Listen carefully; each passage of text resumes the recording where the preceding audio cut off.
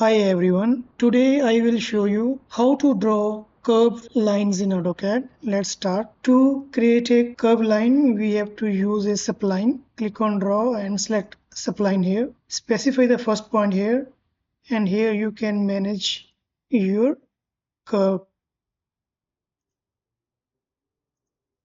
Press enter to end the command, and if you want to change the curve height and depth, you can play here and you can change the curve height and depth. This is the first method. Second is you have to click here on line CV. It is a similar one. Let's say again I select here, but here you will see the visible points.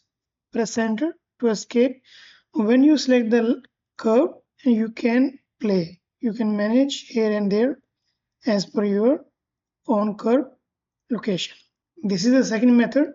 Third methods to create the curve, we have to click on polyline and specify the first point on the screen here. So this is my first point. Now I have to make a curve and I will use an arc. Type A for arc, then press radius, enter, give the radius. So I will give the radius 500.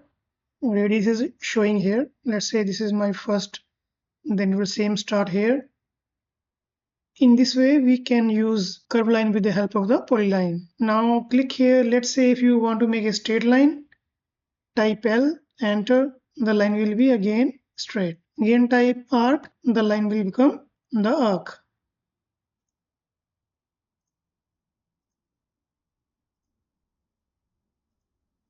Again type L, line will become straight. Enter. So I show you the three methods in which we can draw the curve line in AutoCAD.